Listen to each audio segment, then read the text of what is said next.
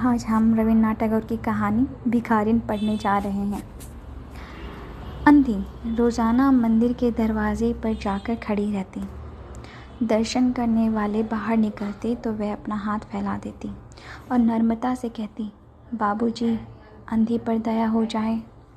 वह जानती थी कि मंदिर में आने वाले मनुष्य श्रद्धालु हुआ करते हैं। उसका यह अनुमान मिथ्या न था। आने जाने वाले 2-4 पैसे उसके हाथ पर रख ही देते। औरतें भी उसके पल्ले में थोड़ा बहुत अनाज डाल जाया करती थी। सुबह से शाम तक वह इसी प्रकार हाथ फैलाई खड़ी रहती। उसके बाद मन ही मन भगवान को प्रणाम करती और अपनी लाठी के सहारे झोपड़ी का पथ ग्रहण करती। उसकी झोपड़ी नगर से बाहर थी। रास्ते में भी प्रार्थना करती जाती, किंतु राहगीरों में अधिक संख्या सफ़ेद वस्त्रों वाली की होती, जो पैसे देने की झिड़कियाँ दिया करते थे। तब भी अंधी निराश न होती और उसकी याचना बराबर जाती रहती। झोपड़ी तक पहुँचते पहुँचते उसे 2-4 पैसे और मिल जाते। झोपड़ी के करीब पहुँचते ही एक 10 साल का लड़का उछलता कूदता आता और उसे चिपट जाता। अंधी टटोल कर उसके माथे को चूमती। बच्चा कौन है, किसका है, कहाँ से आया है, इस बात से कोई परिचय नहीं था। 5 साल हुए। पास पड़ोस वालों ने उसे अकेला देखा था। इन्हीं दिनों एक शाम के समय लोगों ने उसकी गोद में एक बच्चा देखा। वह रो रहा था। अंधी उसका मुंह चूम चूम कर उसे चुप कराने की कोशिश कर रही थी। वह कोई असाधारण घटना ना थी, इसलिए किसी ने भी ना पूछा कि बच्चा किसका है। उसी दिन से यह बच्चा अंधी के पास था और पसंद था। उसको वह अपने से अच्छा खिलाती, पिलाती और पहनाती। अंधी ने अपनी झोपड़ी में एक हंडिया गाड़ रखी थी। शाम के समय जो कुछ मांग कर लाती उसमें डाल देती और उसे किसी वस्तु से ढक कर देती थी, इसलिए कि दूसरे व्यक्तियों की दृष्टि उस पर ना पड़े। खाने के लिए अन्न काफ़ी मिल जाता था, उससे काम चलाती। पहले बच्चे को पेट भर खिलाती, फिर स्वयं खाती। रात को बच्चे को अपनी छाती से लगाकर वहीं पड़ जाती। सुबह होते ही उसको खिला पिलाकर फिर मंदिर के दरवाजे पर जा खड़ी होती। काशी में सेठ बनारसी दास बहुत प्रसिद्ध व्यक्ति थे। बच्चा बच्चा उनकी कोठी को जानता था। बहुत बड़े देशभक्त और धर्मात्मा थे।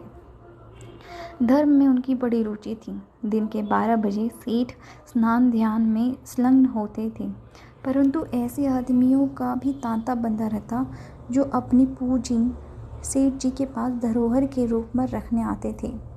सैकड़ों भिखारी अपनी जमा पूंजी सेठ जी के पास जमा कर जाते। अंधी को भी यह बात मालूम थी, किंतु पता नहीं अब वह अपनी कमाई यहाँ जमा कराने में क्यों हिचकिचाती थी। उसके पास काफ़ी रुपए हो गए थे। हांडी लगभग पूरी भर गई थी। उसको डर था कि कोई चुरा ना ले। एक दिन शाम के समय अंधी ने वह हांडी उखाड़ी और अपने फटे हुए आंचल में छिपाकर सेठ जी की कोठी पर पहुंची। सेठ जी ने हांडी की ओर देखकर कहा, इसमें क्या है? अंधी ने उत्तर दिया, भीख मांग मांग कर अपने बच्चे के लिए 2-4 पैसे इकट्ठे किए हैं। अपने पास रखते हुए डरती हूँ, कृपया इन्हें अपने कोठरी में रख लें। सेठ जी ने मुनीम की ओर इशारा करते हुए कहा, बही में जमा कर लो। फिर बुढ़िया से पूछो, तेरा नाम क्या है? अंधी ने अपना नाम बताया। मुनीम जी ने नकदी गिनकर उसके नाम में जमा कर ली और वह सेठ जी को आशीर्वाद देती हुई अपनी झोपड़ी में चली गई। 2 वर्ष बहुत सुख के साथ बीते। इसके पश्चात एक दिन लड़के को ज्वर ने आ दबाया। अंधी ने दवा दारू की झाड़ फूँक से भी काम लिया, टोने टोटके की परीक्षा की, परंतु सारी कोशिशें बेकार साबित हुई। लड़की की दशा दिनों दिन बुरी होती गई। अंधी का हृदय टूट गया। साहस ने जवाब दे दिया, निराश हो गई, परंतु फिर ध्यान आया कि शायद डॉक्टर के इलाज से फ़ायदा हो जाए। इस विचार के आते ही वह गिरती पड़ती सेठ जी की कोठी पर आ पहुंची। सेठ जी वहाँ मौजूद थे। अंधी ने कहा, सेठ जी, मेरी जमा पूंजी में से 10-5 रुपये मुझे मिल जाए तो बड़ी मेहरबानी हो। मेरा बच्चा मर रहा है, डॉक्टर को दिखाऊंगी। सेठ जी ने कठोर स्वर में कहा, कैसी जमा पूंजी, कैसे रुपए? मेरे पास किसी के रुपए नहीं हैं। अंधी ने रोते हुए कहा, 2 वर्ष हुए हैं, मैं आपके पास धरोहर रख गई थी, दे दीजिए, बड़ी दया होगी। सेठ जी ने मुनीम की ओर रहस्यमयी नज़र से देखते हुए कहा, मुनीम जी, ज़रा देखना तो, इसके नाम की कोई पूंजी जमा है क्या? तेरा नाम क्या है रे? अंधी की जान में जान आई। आस बधी। पहला उत्तर सुनकर उसने सोचा कि सेठ बेईमान है, किंतु अब सोचने लगी शायद उसे ध्यान ना रहा होगा। ऐसा धर्मी आदमी भी भला कहीं झूठ बोल सकता है। उसने अपना नाम बता दिया। उलट पलट कर देखा, फिर कहा, नहीं तो इस नाम पर एक पाई भी जमा नहीं है। अंधी वहीं बैठी रही। उसने रो रो कर कहा, सेठ जी, परमात्मा के नाम पर, धर्म के नाम पर कुछ दे दीजिए। मेरा बच्चा जी जाएगा। मैं जीवन भर आपके गुण गाऊंगी, परंतु पत्थर में कोमलता ना आई। सेठ जी ने गुस्सा होकर उत्तर दिया, जाती है या नौकर को बुलाऊं?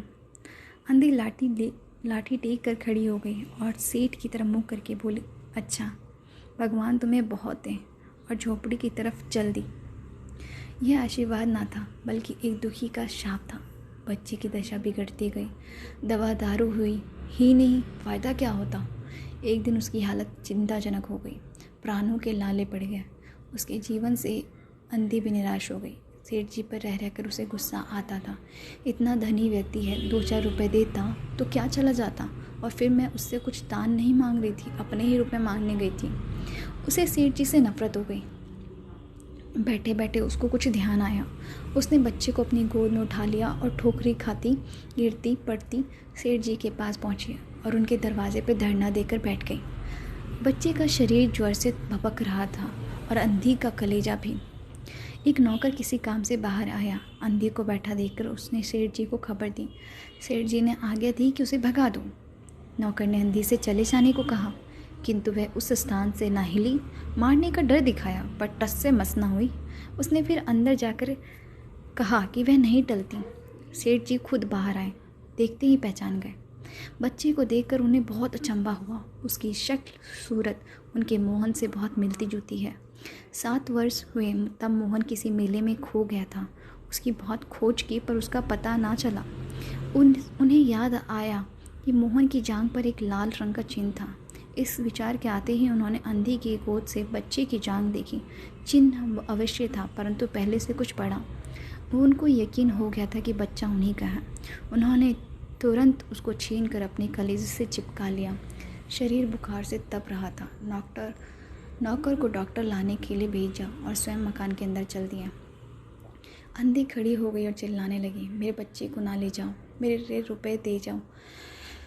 मेरे रुपए तो हजम कर गए, अब क्या मेरा बच्चा भी मुझसे छीनोगे?